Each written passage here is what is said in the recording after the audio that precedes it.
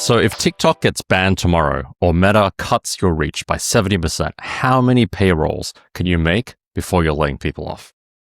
Most of you are one policy change away from calling your mother, your accountant, and your staff with bad news. And don't tell yourself they'd never do that, because Apple already nuked tracking with iOS 14.5. Facebook has already slashed organic reach, and TikTok is literally fighting to not get shut down in the US right now. None of this is hypothetical anymore. Yeah, if one company's decision can decide whether your team gets paid, you're not a business owner. You're a tenant. So by the end of this episode, you're going to know what platform risk really looks like when it hits, how it quietly kills your valuation and exit, and what you can do in the next 12 to 18 months to build assets you actually own, including apps, so that a policy change can't delete your life's work. First, we'll show you what building on rented land really costs. Then, we'll walk through how buyers look at your risk. And finally, we'll map a phased pivot to something you can exit, not just survive. Now, if you don't want an exit and are happy running an agency your entire life, this is not a show for you. You're just a sick individual. So why should you listen to us? So Tom's marketed 400 plus courses. He's fixed positioning issues for over 900 business owners. He's owned a record label, a coffee shop, and a retail store, and he's run multiple agencies before. I've built and sold a 7-figure training company. I've run operations for a multi-million-dollar education business with 4 offices and 40 employees worldwide. I've fixed operations for over 100 companies, and I've taught AI to over 13,000 business people. So between Tom and I, we've watched agencies lose 60 to 80% of leads overnight after a Facebook algorithm update. We've watched e-com brands panic after iOS 14.5 hit and it wrecked attribution and targeting on their very best campaigns. And we've watched creators staring blankly at the news wondering if a TikTok ban means that their entire income is going to disappear. Yeah, it's the same thing every time. One platform feeds 90% of the business. No one has a plan B. Each service guy will just lie to himself. I know this is bad, but it won't happen to me. And one thing I've just seen today, so I just want to add this, big YouTube guy in the startup space got one of his videos banned, got a warning, 2 more and his whole account is done. That means the entire business. He's freaking out on X right now. I would be too. Yeah. So platform risk, it's not just about losing the followers. It's literally losing your entire company because you never really owned the rails to begin with.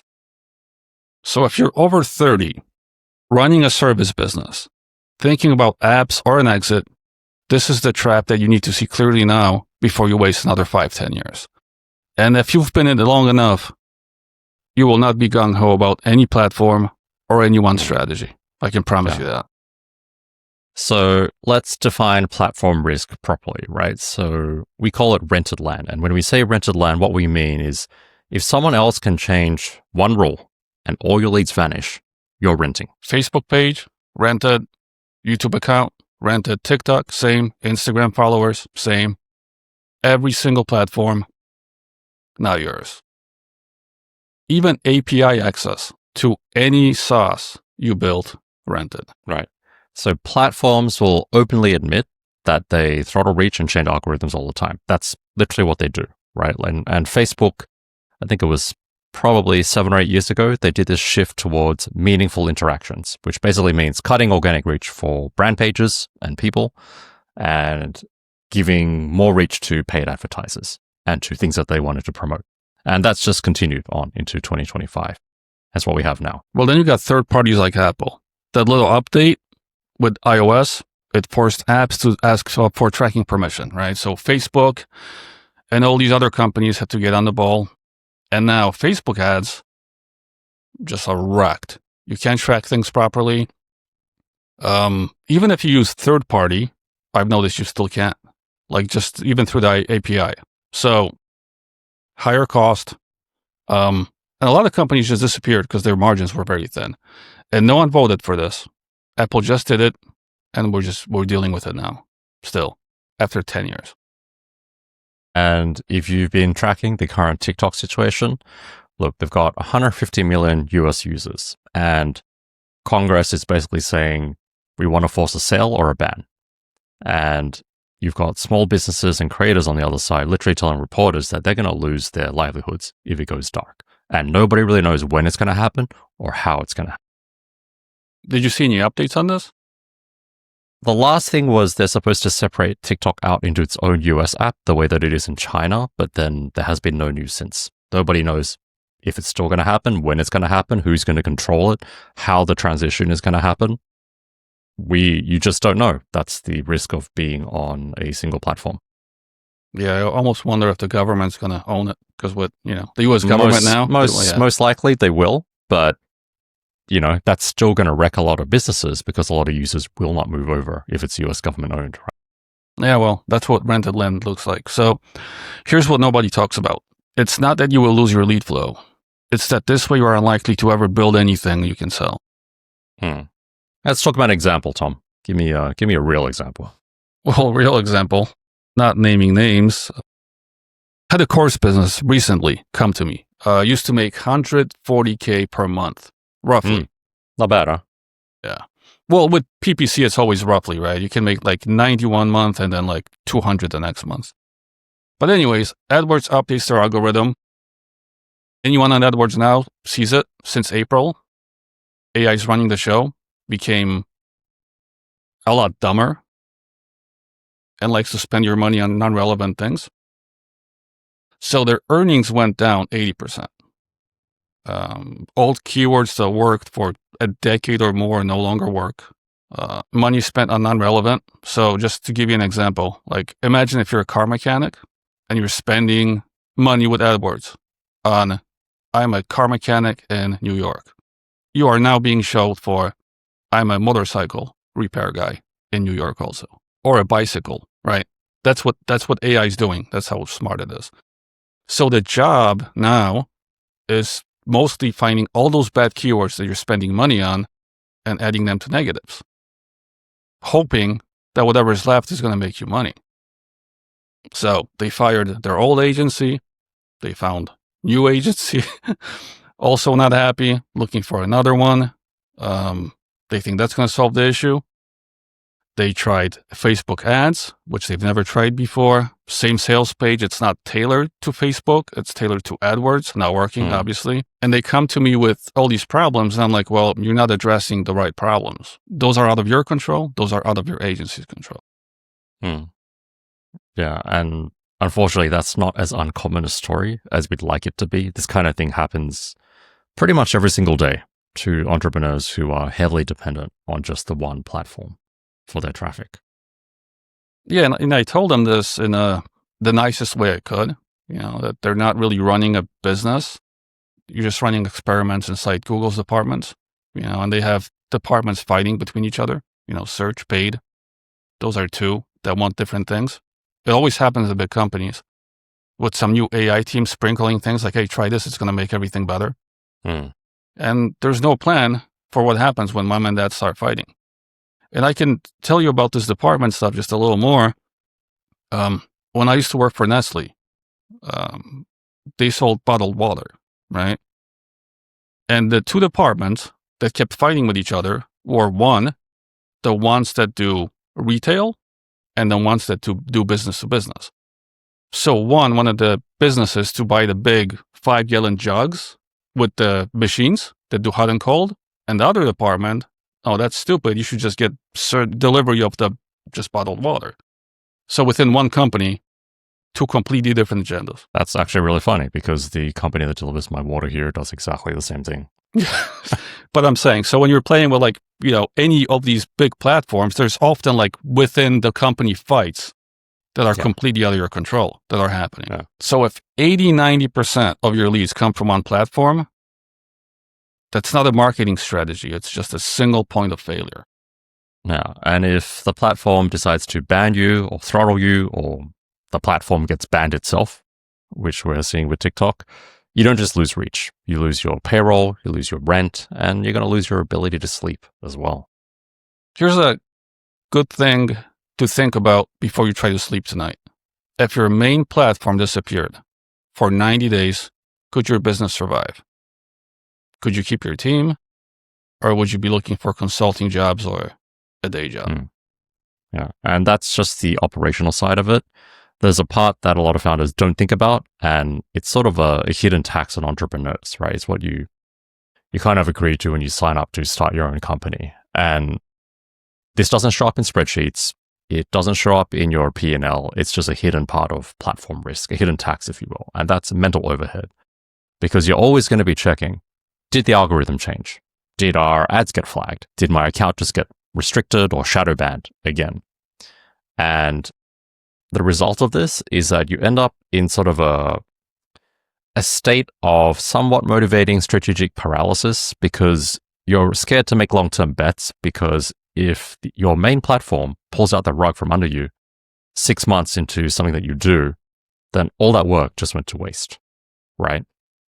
And this expresses itself in the way that you deal with your customers, with your clients, with your vendors, with your team, and your people are going to sense the fragility. And what happens is you lose people for seemingly no reason, but what's really happening is on a subconscious level, they're like, oh, the boss is a little uncertain about the future of the company.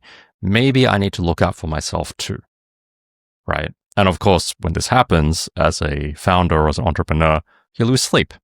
That one's not a joke. Well, since you mentioned sleep, I wonder how many people here wake up and the first thing they do is grab their phone.